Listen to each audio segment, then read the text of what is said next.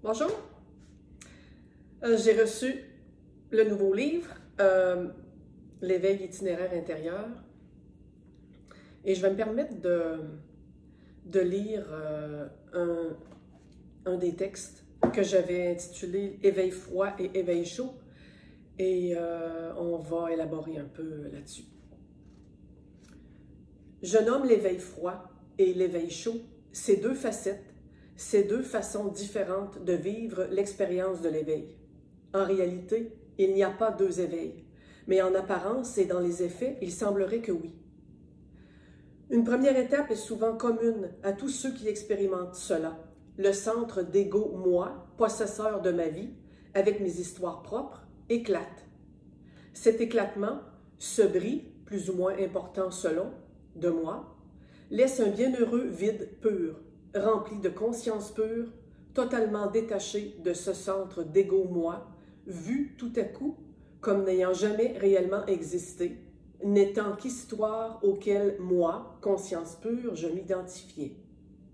La majorité des expériences que les gens partagent avec moi sont de cet ordre. C'est le fameux « je ne suis pas le corps »,« je suis rien »,« il n'y a personne » et tous ces slogans spirituels rattachés à cette expérience première d'éveil. Elle est bienfaitrice, libre et apporte un bien-être indéniable. Détachée du monde, du corps, des expériences qui semblent passer loin de soi, reculée dans son propre espace pur, inattaquable, la conscience est. Et c'est expérimenté comme une vastitude et une liberté sans limite. J'appelle cette étape l'éveil froid. Non pas que ce soit péjoratif, mais froid, car il est vu que je ne suis rien. Je ne suis pas la personne, je ne suis pas le corps, je ne suis pas les expériences, je ne suis pas le matériel, je ne suis pas la souffrance, je ne suis pas les émotions, etc., etc., etc. Je ne sais pas ce que je suis, mais c'est génial.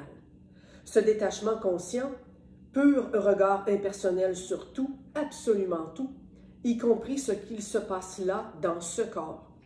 Les différentes techniques qui suggèrent et apportent ce détachement du corps et ce regard impersonnel se situent à cette étape. Froid, je dis, parce que dans ce nouveau regard impersonnel, en tant que conscience pure, il n'est pas vu qu'il y a une séparation qui persiste, celle d'avec ce qu'il se passe en avant, dans le monde, dans le corps et parfois en soi. À la longue, un doute peut s'installer, notamment lorsque surgit une situation particulièrement difficile qui tout à coup relance la conscience personnelle en avant et ainsi démontre qu'elle n'était pas si reculée que ça, que face à la force de la vie qui se joue, l'impersonnel peut tout à coup se transformer en quelque chose de personnel et souffrant et qu'il va falloir user de droiture et de force, voire de violence envers soi pour se convaincre que non, il n'y a personne, je ne suis pas le corps, je ne souffre pas véritablement, il y a un espace non attaqué, etc., etc., etc. L'éveil froid est une séparation, conscience pure et monde, corps, de l'autre côté, qui est vue avec le regard impersonnel de la conscience sans attachement. Mais la conscience sans attachement n'est pas la réalisation. Ce n'est pas le « je suis tout », c'est le « je suis rien ».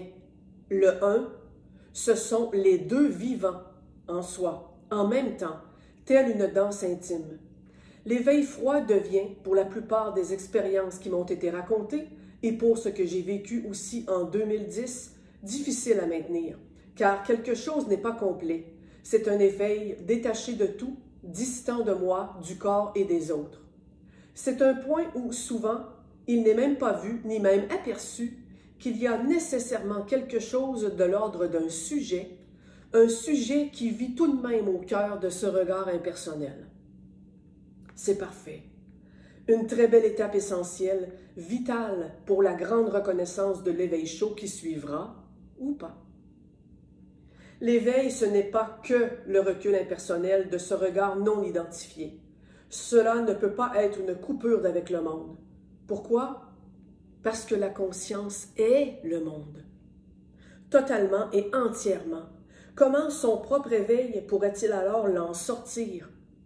Elle s'identifie à un corps qui n'a pas été placé là par quelque chose en dehors d'elle, mais par elle-même. Une seconde expérience ultime peut donc survenir à force d'être restée immobile au cœur, reculée d'elle-même dans ce regard impersonnel froid.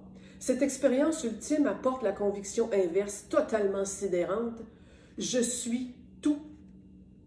Là où, dans la première expérience et le centre égo a éclaté, quelque chose de fondamental prend la place. Soit je, moi, totalement intime, présent et personnel. Non pas historique, mais personnel. La conscience se reconnaît alors en tant que tout et rien à la fois. Comment vivre tout sans alors replonger au cœur du monde, du corps, des histoires qui passent, si besoin est de la vie, des expériences sentimentales et émotives? Tout est inclus, rien n'est mis de côté. Une incroyable réalisation intense de l'ordre de « je ne peux plus rien mettre en dehors de moi » a lieu. Et ça, c'est chaud, incroyablement chaud, bienheureux, vivant et pétillant. La conscience, regard impersonnel, se fond dans son propre monde et devient en même temps personnelle, totalement impliquée dans ce qui se déroule, car c'est elle-même en action. Et la vie se déroule sans choix volontaire, si ce sera froid ou chaud, personnel ou impersonnel, dans un mélange devenu impossible à définir, naturel, vivant et parfait. Pourquoi je voulais parler un peu de ça? Parce que je m'aperçois que c'est, dans les témoignages que je reçois, je m'aperçois que c'est assez rare que c'est vécu de cette façon-là. C'est-à-dire que moi, en 2010, ça a été ce que j'ai défini par la suite avec le long terme comme l'éveil froid. Et en 2015, ça a été l'inverse, l'éveil chaud. Et avec l'expérience, avec le vécu de ça, je réalise quelque chose, c'est qu'il y en a qui ont vécu un ou l'autre, vivent un ou l'autre, pas nécessairement les deux, et il y en a qui ont vécu une affaire et que ça a été comme tout de suite un amalgame des deux, mais ça reste assez rare. L'éveil chaud, qui est vécu sans l'éveil froid, a aussi sa part de défi par la suite pour la conscience. C'est que l'éveil chaud, vécu sans l'éveil froid en premier, ça se peut. C'est ce qu'on appelle parfois quand on entend que quelqu'un a eu une ouverture du cœur immense et que ça a été ça son expérience d'éveil. À ce moment-là, il peut arriver que dans cette grande ouverture-là du cœur, ce que ça fait, c'est que ça inclut, c'est l'expérience du un, c'est le regard vrai du fait qu'on n'est pas séparé de personne, qu'on est la substance même du monde, mais il n'y a pas le regard antérieur qui fait que tout à coup, on a vécu consciemment en tant que conscience pure que ça, c'est notre monde, oui, mais notre monde en tant qu'absolu. Et l'absolu est un. Et ce qui fait ce monde-là, c'est en quelque sorte un rêve. C'est le rêve de l'absolu. C'est le non manifesté, l'absolu invisible qui semble se manifester en sortant de lui-même et en rêvant, en se rêvant un monde.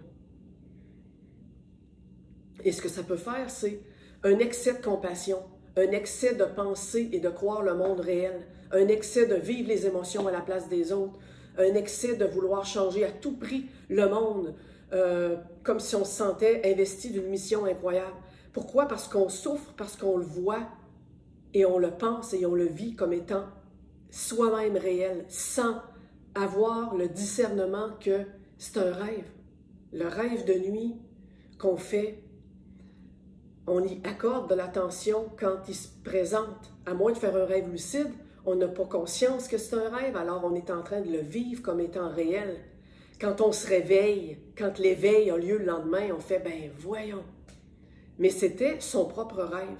Le monde, la conscience et le monde, c'est ce qu'on se rêve. C'est ce qu'on rêve de soi-même en tant qu'absolu non manifesté. C'est ce qu'on manifeste. Et c'est là que les deux étapes sont importantes. L'éveil froid tout seul est un détachement vraiment, comme je l'ai lu, qui est un peu bébête, là. C'est comme, t'es pas impliqué dans le monde et tôt ou tard, je pense que ça va rattraper. Et il manque l'enfant, hein? Il manque l'amour de l'enfant. L'enfant, c'est notre propre monde. C'est ce qu'on a fait. Il est irréel parce qu'il est rêvé, mais il est réel parce qu'il est rêvé avec la puissance créatrice qu'on est. Donc, ça fait un rêve qu'on est obligé de considérer, on va dire, j'allais dire pour l'annihiler, non, pour le juguler, pour être à cheval et être dans un équilibre, être du monde sans être du monde, on a à pardonner ce rêve-là. On a à pas pardonner dans le sens que c'est une erreur ou c'est quelque chose de mauvais, pardonner dans le sens d'un grand oui, comme un cauchemar, comme un rêve de nuit qu'on n'a pas vraiment aimé, mais qu'on est obligé de dire, ben c'est juste un rêve, c'est pas ce que je suis. C'est juste un rêve, c'est pas ce que je suis. C'est ce que je suis en tant que l'ayant créé et l'ayant rêvé, en tant que mon bébé. Et pour ça, cette vision-là et ce regard-là qui unifie, je suis obligée d'ouvrir et de faire « Hey, c'est hot! Je suis en train de m'auto-rêver ce rêve-là. » C'est comme ça que je me manifeste. C'est comme ça que je m'aperçois. C'est comme ça que je crée la perception. Parce qu'en tant que conscience, en tant que absolu non manifesté, je suis connaissant et non percevant.